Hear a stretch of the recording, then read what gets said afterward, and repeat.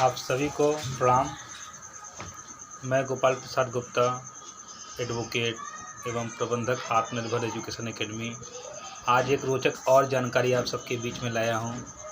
आज कुछ ऐसा हुआ है जिसको बताना आप सबको बहुत ज़रूरी है, क्योंकि आप सब जानकारियां तो बहुत रखते हैं, लेकिन कभी कभी ऐसा कुछ हो जाता है जिसको आप सुन के आप आश्चर्यचकित हो जाते हैं। आज एक केस आया है मेरे पास। मैं स्पेशली साइबर क्राइम देखता हूं, आपको सबको मैं बताया हूं।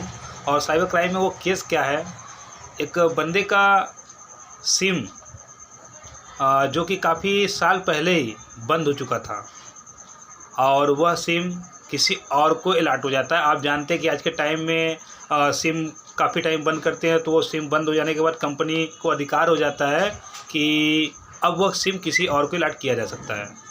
पहले के टाइम में सिम खरीदते थे तो आप सिम के साथ में कुछ ऐसे नोट्स मिलते थे, कुछ ऐसे जो कि उसमें नियम कानून लिखे रहते थे, जो कि एक सिम आप 20 रुपये खरीद लिए, आप उसको आजीवन 20 साल तक आप चलाओ। लेकिन अब ऐसा नहीं होता है। आप कभी सिम को खरीदेंगे तो उसके अंदर कुछ गाइडलाइन दिया रहता है। उस गाइडलाइन में दिया होता है कि आप सिम खरीदने के बाद उसको कुछ टाइम तक यूज नहीं करते हैं। आप देखते हैं कि आज 1 महीना ही बंद होता है, तो सिम आपका बंद रिचार्ज न कराने पर वो बंद हो जाता है। तो आप उसको 1 महीना, 2 महीना, 3 महीना, 6 महीना, साल भर, जैसा भी कंपनी को लग रहा है कि ये बंदा काफ़ी पुराना कस्टमर है मेरा, ये चला रहा है और सिम नहीं बंद करेगा और उसको रिचार्ज करेगा, तो वो कुछ टाइम तक देखता है। सारा कुछ सर्वर से वो चेक करता रहता है, सारा वो कुछ मैनेज करता रहता है। जैसे ही उसको लगता है कि अब आप इसको यूज नहीं कर रहे हो, अब उसको यूज नहीं करोगे, तो वो सिम तुरंत आपका जो है बंद करके किसी और को अलॉट कर देता है। उसके पास गाइड होता है, उसके पास अधिकार होता है उस चीज़ का। तो इसी तरह से एक व्यक्ति के साथ ऐसा हुआ है, और यह आपके बनारस में आप ही के बीच का व्यक्ति है, क्योंकि किसी केस में किसी का नाम तो नहीं बताया जाता, लेकिन हाँ, नॉलेज के लिए मैं आपको बता रहा हूँ। उसका सिम वो खो नहीं गया, वो यूज नहीं कर रहा था, काफ़ी टाइम से बंद हो गया। बंद होने के बाद वो सिम जो है कि काफ़ी टाइम उसने चालू भी नहीं कराया। उसने एक दूसरा नंबर अलॉट कर दिया और उसको वाइफ को दे दिया, वो अपना यूज करने लगी, उसी में वो भी अपना बात करने लगा और सारा कुछ वो उस सिम को भूल गया। लेकिन उसको ये नहीं पता कि वह सिम नंबर उसके खाते से अटैच था, उसके अकाउंट में वो नंबर फीड था, उससे उसका एटीएम चालू था, मतलब बहुत सी चीज़ें थी। अब वो किस प्रकार क्या हुआ वो तो मैं जानता हूँ, लेकिन आपको एक जानकारी ये देना ज़रूरी समझा, इसलिए मैं दे रहा हूँ। उस सिम के चालू मतलब बंद होने के बाद किसी ने सिम उसको अलॉट किया, चालू किया, और एक बहुत बड़ी साइबर क्राइम, ये सारी चीज़ें देखी जा रही हैं, सोची जा रही है, समझी जा रही है, की जा रही है। स्पेशली इसके लिए एक टीम हायर करके साइबर क्राइम करते हैं लोग।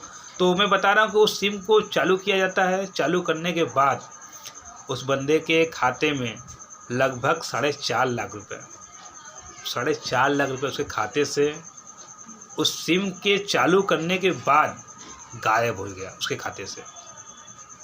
हालांकि उसके खाते में मैंने पूरा प्रयास किया है, आधा रिकवरी तो हो चुका है, और इसके लिए मैं उसको भी धन्यवाद बोलूँगा, क्योंकि उसने समय से सारी चीज़ें मुझे बैठा बताया, सब कुछ उससे मैं समझा, तो इससे एक जानकारी मिला।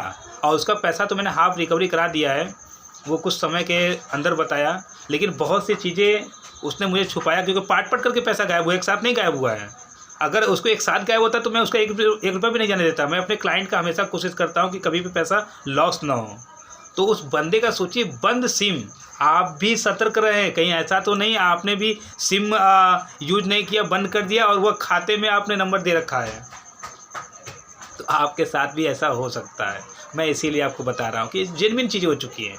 देखिए, मैं साइबर क्राइम इसलिए देखता हूँ कि अपराध आज के टाइम में बंदूक से या चाकू से ऐसा अपराध अब नहीं हो रहा है, ठीक है ना, कि लगा दो चाकू जो है कि खोल दो, अपना बैग थमाओ, ऐसा अपराध अब नहीं हो रहा है। अब अपराध का तरीका बदल चुका है। ये सब न्यू जनरेशन के अनुसार, जैसे कि हम लोग एजुकेशन पॉलिसी देख रहे हैं, बदल रहे हैं, बहुत कुछ बदल रहा है, तो अब अपराध भी बदल रहा है। और अभी तो एक और घटना आया, उसका मैं वीडियो दूसरा बताऊंगा आप सबको। तो ये साइबर क्राइम जो है कि आप ध्यान रखिएगा, आप भी अपने घर में सतर्क रहिएगा। कोई भी सिम, अभी तो गाइडलाइन आ गया कि आप